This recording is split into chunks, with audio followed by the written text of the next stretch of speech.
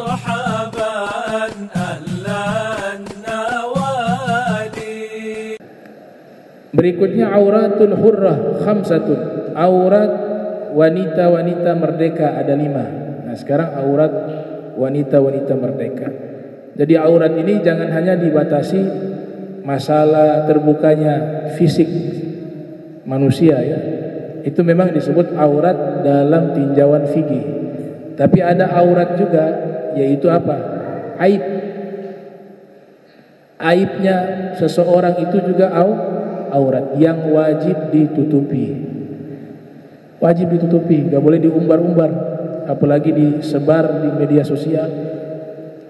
Ada aib yang memang ditoleransi, bukan aib yang sifatnya kriminal ya.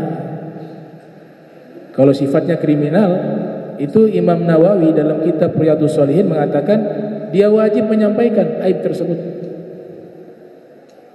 Contoh, ada orang memang sudah terkenal ini suka mencuri. Itu kan aib. Itu juga aurat. Aib sama dengan aurat, aurat sama dengan aib. Jadi pembahasan aurat jangan hanya membatasi secara fisik, tapi perbuatan-perbuatan yang tidak baik itu juga aurat. Itu adalah aib. Nah, orang ini sudah jelas-jelas terkenal sebagai pencuri. Sudah terkenal. Ada pendatang orang baik, dia tidak tahu apa-apa nih orang, diajak kerjasama. Kita yang tahu kelakuan orang ini gak boleh mendiamkan. Jangan mengatakan, oh, menutup aib itu diperintahkan oleh agama. Tapi aib semacam ini kriminal.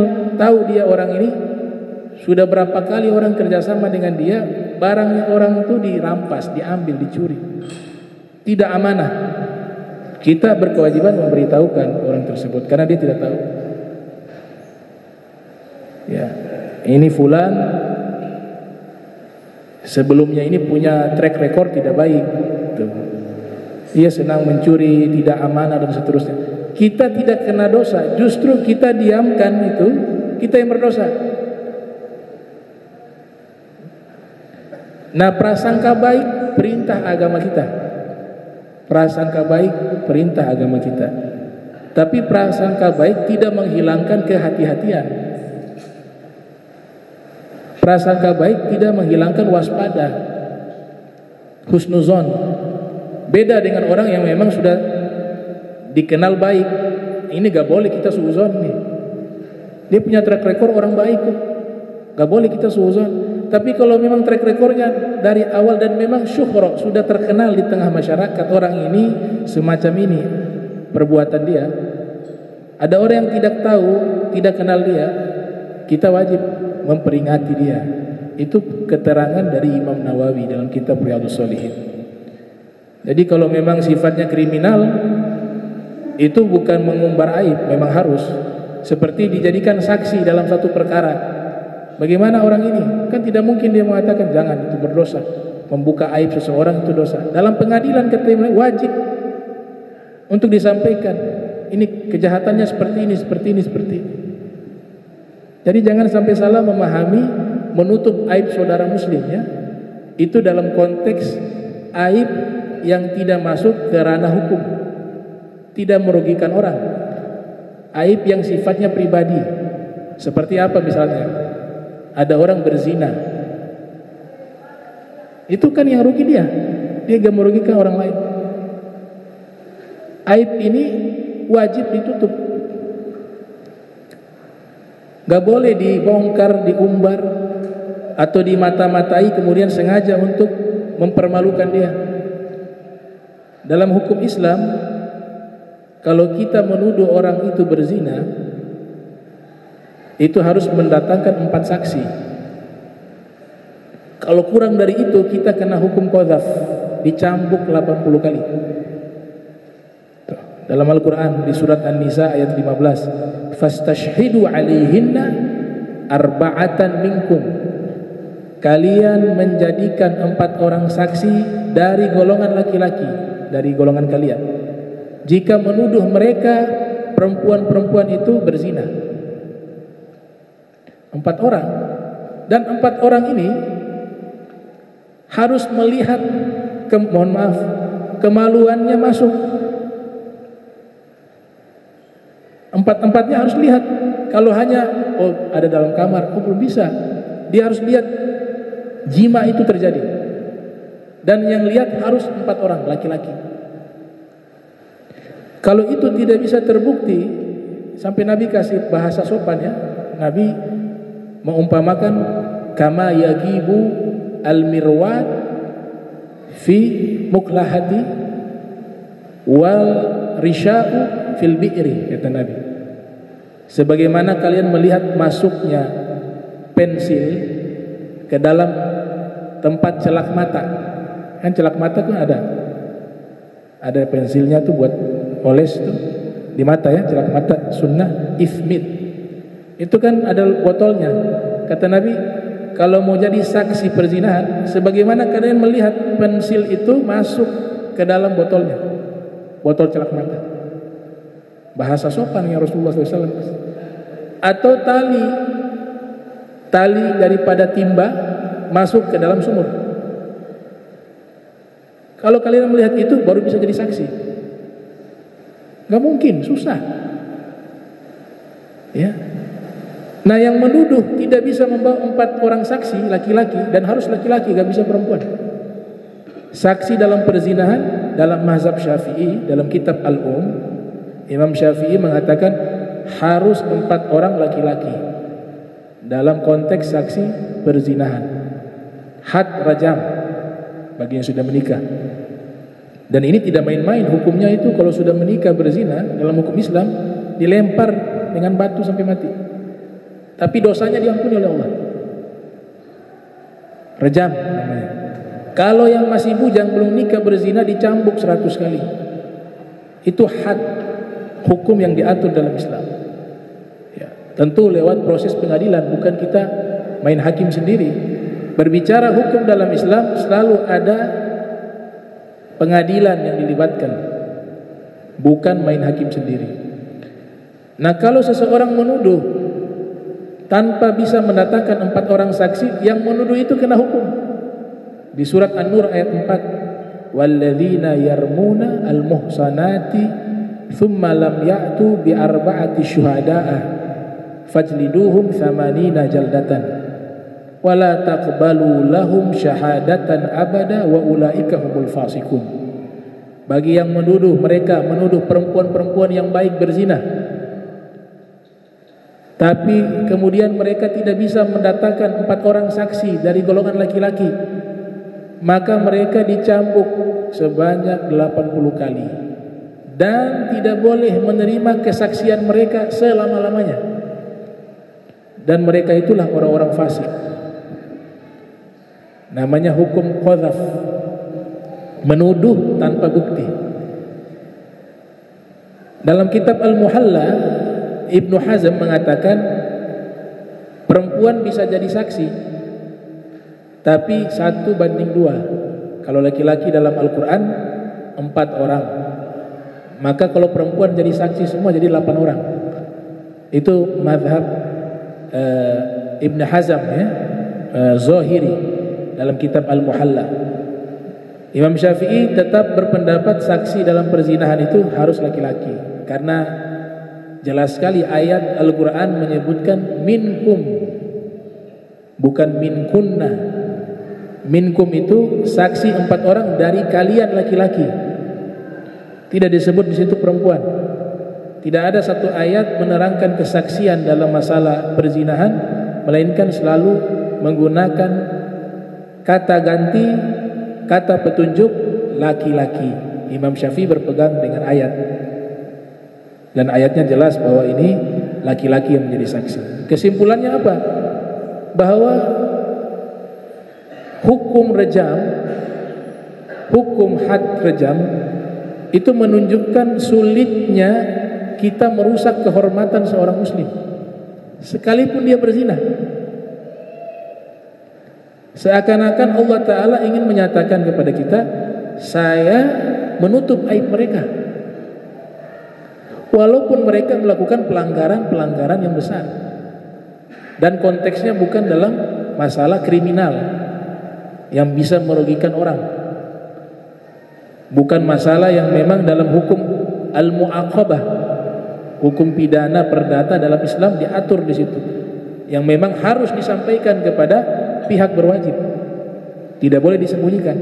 Tapi kalau aib-aib yang semacam itu seperti perzinahan dan seterusnya, itu agama mengatur hukum yang memang sulit direalisasikan untuk menjaga kehormatan seorang muslim, padahal seorang muslim ini sedang melakukan dosa besar. Nah, bagaimana kalau kehormatan orang yang soleh? Ya, jadi gak bisa itu kita kerjaannya mencari-cari kesalahan orang.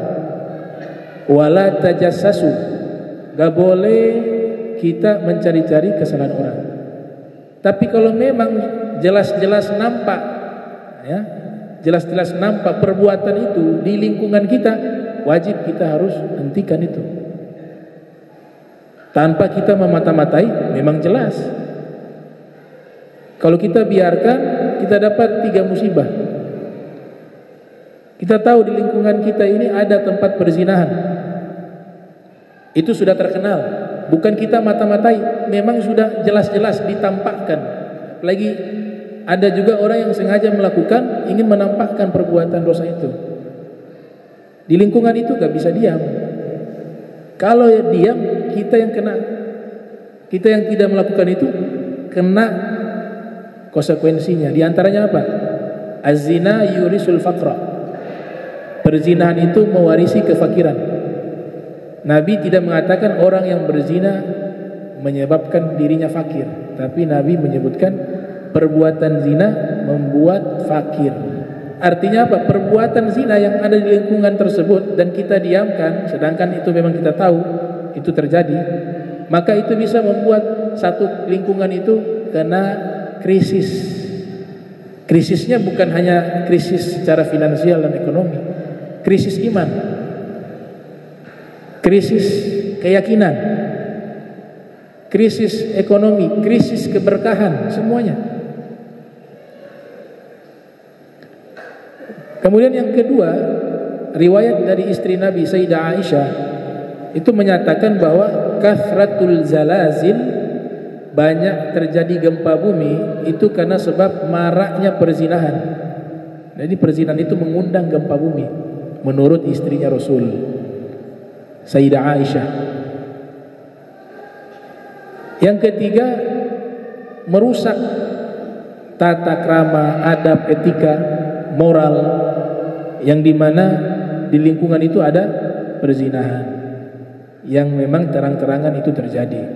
Nah, itu kaitannya dengan masalah perzinahan. Jadi kita disuruh menjaga kehormatan mereka, tapi juga kalau memang nampak di hadapan kita, kita tidak bisa hanya diam. Ada perintah amar ma'ruf nahi mungkar. Perzinahan ini termasuk minal kabair, dosa yang sangat besar, sehingga Allah Ta'ala berfirman wala taqrabu zina innahu kana fahishatan wa sa'a sabila.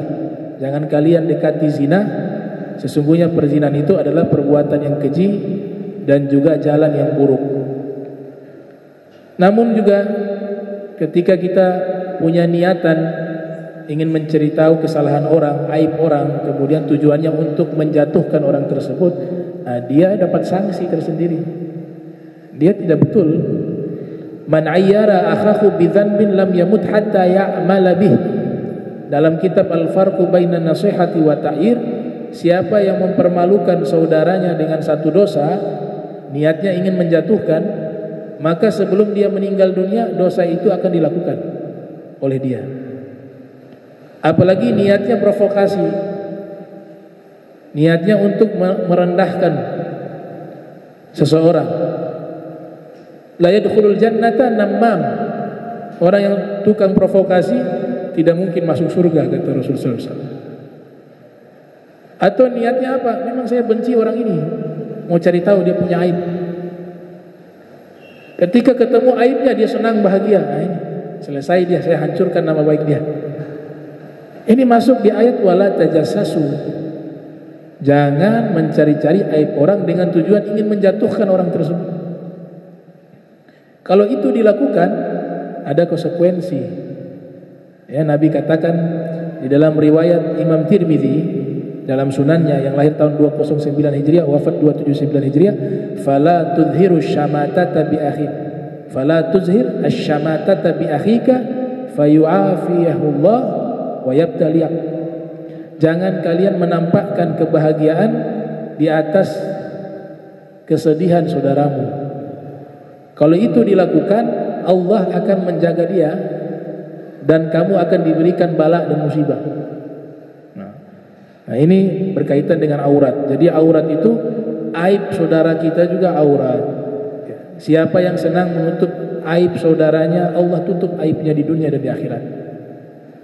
Dalam hadis Arba'in Nawawiyah, man satara muslima satarahullah fid dunya wal akhirat. Siapa yang menutup aib saudaranya yang muslim, maka Allah akan menutup aibnya di dunia maupun di akhirat. Karena kita semua ini punya aib. Gak ada satupun manusia gak punya aib, punya kekurangan semua. Kecuali para anbiya, para rasul. Selebihnya itu punya kekurangan. Nah, ini aurat yang harus dijaga. Aurat perempuan fil khalwah wa 'inda an-nisa' wal rijal al-maharimi ma baina surrati wa rukbati. Aurat perempuan di saat sendiri dan di hadapan wanita-wanita dan laki-laki yang bukan mahram, laki-laki yang mahram, ma baina surra wa rukbah, auratnya pusar dan juga lutut.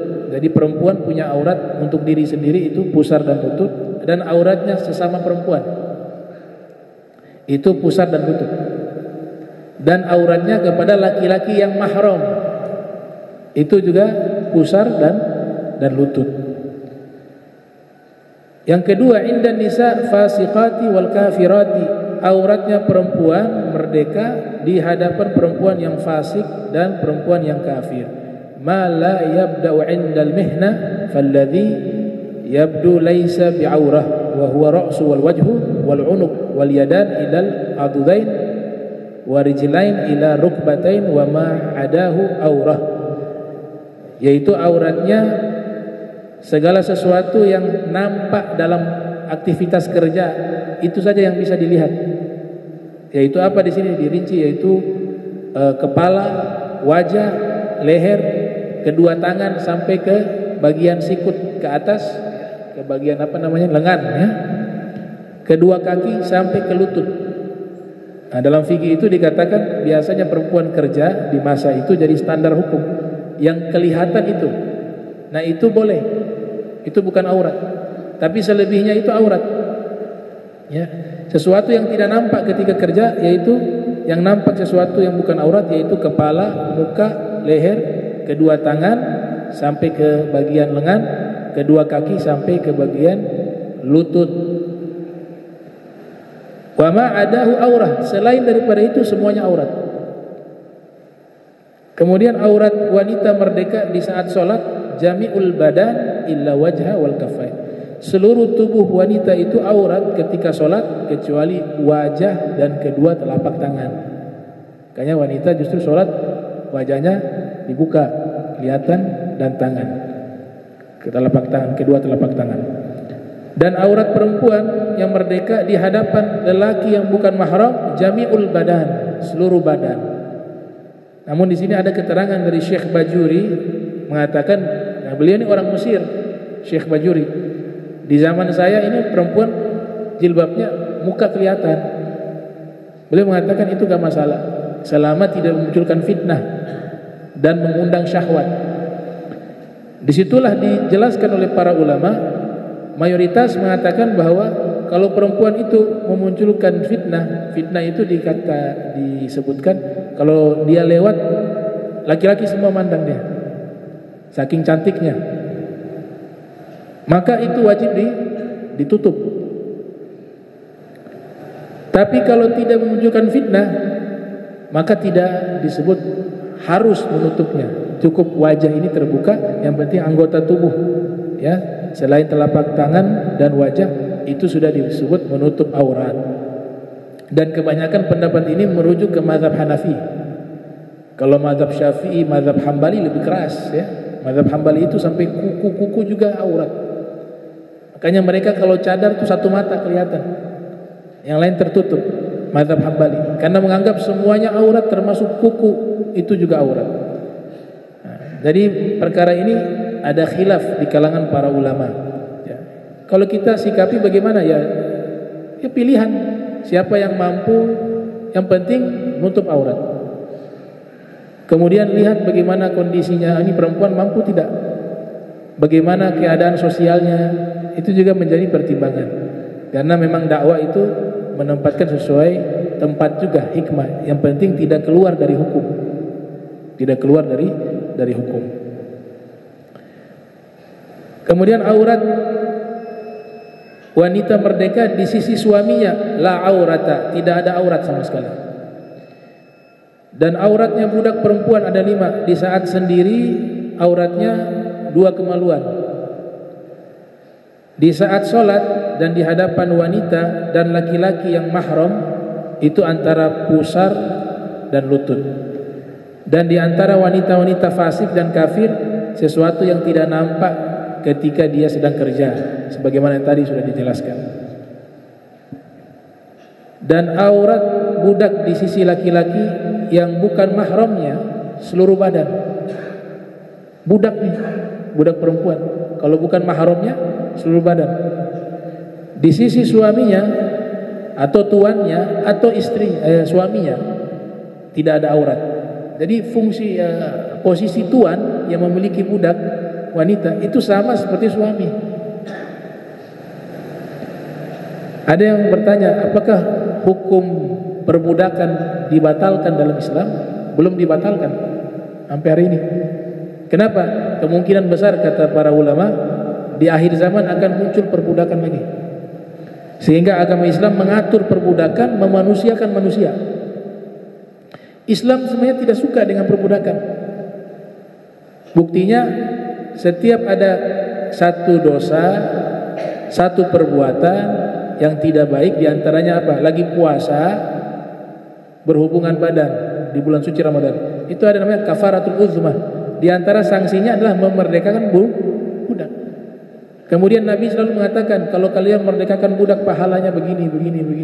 Jadi Nabi memotivasi untuk memerdekakan para budak. Tapi karena memang sistem ini zaman Nabi itu sebelum Nabi hadir memang sudah menjadi sistem yang legal. Yang legal di waktu itu. Dan di akhir zaman akan muncul lagi. Hukum Islam mengatur perbudakan, memanusiakan manusia. Jangan disamakan perbudakan terminologinya barat. Yang pada waktu itu seperti bangsa Romawi, mereka jadikan manusia sebagai budak, dijadikan seperti hewan. Itu berbeda jauh dengan apa yang dijelaskan di dalam agama Islam ya, karena kaum orientalis banyak menyerang juga dari sisi itu. Nah, itu karena mereka tidak paham bahwa beda definisi perbudakan versi Islam dengan versi barat. Itu sesuatu hal yang sangat jauh berbeda.